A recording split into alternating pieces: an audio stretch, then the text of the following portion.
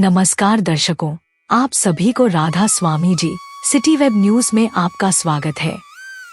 आज 7 सितंबर 2024 को राधा स्वामी सत्संग ब्यास में हुआ सत्संग। बाबा जी और संगत के बीच हुआ सवाल जवाब सत्र। बाबा जी की उपस्थिति और उनके द्वारा दिए गए उत्तर संगत के लिए गहरी प्रेरणा और मार्गदर्शन का स्रोत बने। बाबा जी लगभग 3:15 पर स्टेज पे पधारे। उस समय सच्चे साहिब क्या नहीं घर तेरे शब्द फरमाया जा रहा था। इसके बाद पूरे सत्संग के दौरान कई अन्य शब्द भी गाए गए जो संगत के दिलों में गहरे उतर गए। एक श्रद्धालु ने बाबा जी से पूछा, बाबा जी, हमारे सारे रिश्तेदार हमारे साथ खड़े होकर भी खड़े नहीं हैं। मुझे समझ नहीं आता कि मैं क्या करूं।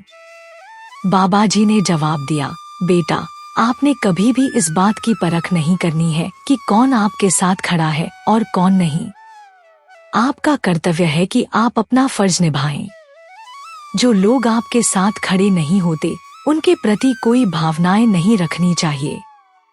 उन्हें अपनी सोच में रहने दीजिए। आप अपना कर्म कीजिए, बाकी सब अपने आप ठीक हो जाएगा। एक बीबी जी ने बाबा जी से कहा, बाबा जी, मैं सचखंड जाना चाहती हूँ, कृपया मुझे सचखंड ले जाइए। इस पर बाबा जी ने कहा, बेटा, केवल शब्दों से बोलकर नहीं जाया जाएगा, अपने कर्मों से वहाँ जगह बनानी पड़ेगी। सचखंड कोई बाहरी जगह नहीं है, इसे अंदर ही प्राप्त किया जा सकता है। यह कोई शब्द नहीं है जिसे सिर्फ कहा जाए, बल्कि इसे महसूस करना पड़ता है। जब हम अपने अंदर की यात्रा करते हैं और अपने गुरु के साथ एकता का अनुभव करते हैं, तभी सचखंड का अनुभव होता है। बाबा जी से एक सवाल यह पूछा गया कि बाबा जी, मेरा कारोबार नहीं चल रहा है, बच्चों की टेंशन भी बहुत है, क्या करूं? बाबा जी ने बड़े धैर्य से उत्तर दिया, बेटा, देखो, हौसला रखना बहुत जरूरी है। कठिनाइयां तो आएंगी, लेकिन हमें अपने मन को मजबूत रखना है और गुरु पर विश्वास बनाए रखना है।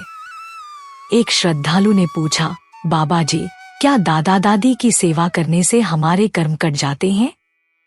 क्या इससे उनके कर्मों का बोझ हमारे ऊपर आ जाता है?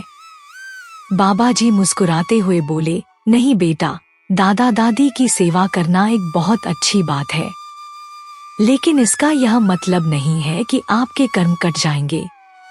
सेवा करना अपना फर्ज है, परंतु इससे आपके कर्मों का हिसाब नहीं बदलता। कर्म अपने समय पर अपना प्रभाव दिखाते हैं। बाबा जी से एक सवाल यह पूछा गया कि बाबा जी, ध्यान के समय शरीर हिलता डुलता है, क्या करूं? बाबा जी ने उत्तर दिया, बेटा, सबसे पहले तो आपने परखों में नहीं पड़ना है। जब आप ध्यान करेंगे तो मन बहुत सारे विचार लाएगा और आपका ध्यान विचलित होगा।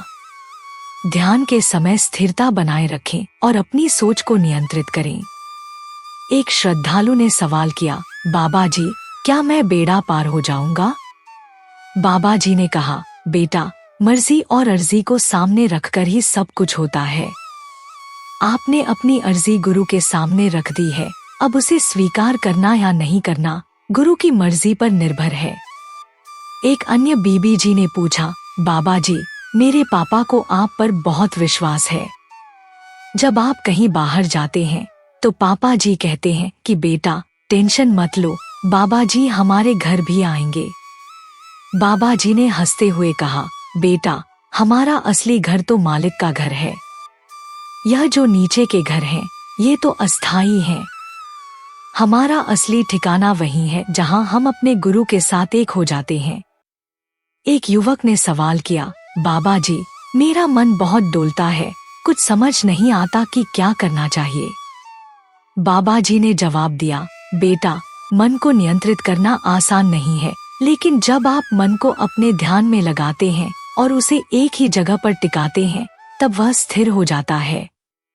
ध्यान में लगे रहें और मन को बार बार एक ही विचार पर केंद्रित करें। एक श्रद्धालु ने पूछा, बाबा जी, अगर हमें कोई बुरा बोल देता है तो सारा दिन वही बात दिमाग में घूमती रहती है, क्या करूं? बाबा जी ने कहा, बेटा, आप बार बार उसी को क्यों सोचते हैं? दुनिया बहुत कुछ कहेगी, लेकिन आपको इन बातों पर ध्यान नहीं देना चाहिए। अगर आप उसी बात को बार बार सोचेंगे तो वही आपके दिमाग में घूमेगी। इसलिए उसे छोड़ दें और अपनी सोच को सकारात्मक दिशा में लगाएं। एक श्रद्धालु ने सवाल किया, बाबा जी, मेरी शादी में जरूर आना। इस पर बाबा जी ने हंसते हुए कहा, बेटा, मैं एक बार को भोग पे तो चला जाता हूँ, लेकिन शादी पर मैं नहीं जाता। बाबा जी हंसी मजाक करते हुए बोले कि मैं अपनी आंखों के सामने किसी की बर्बादी होते हुए नहीं देख सकता। बाबा जी के इस जवाब को सुनकर पूरा पंडाल संगत की हंसी से गूंज उठा। सवाल जवाब का यह सत्र हंसी मजाक और गंभीरता का मिश्रण था।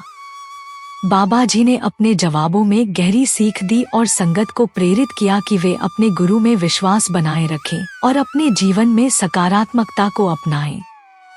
सत्र के अंत में बाबा जी ने राधा स्वामी कहकर संगत को विदाई दी और सभी को अपने आशीर्वाद से नवाजा। आपकी जानकारी के लिए बता दें कि कल स्वयं बाबा जी सत्संग फरमाएंगे, जिसे श्रवण करने के लिए लाखों की संख्या में संगत दूर दूर से ब्यास पहुंच रही है। सत्संग का समय 8:30 बजे का रहेगा। कल के सत्संग से जुड़ी अपडेट जानने के लिए बने रहे सिटी वेब के साथ। आज की ये वीडियो आपको कैसी लगी, हमें कमेंट में जरूर बताइएगा। राधा स्वामी जी।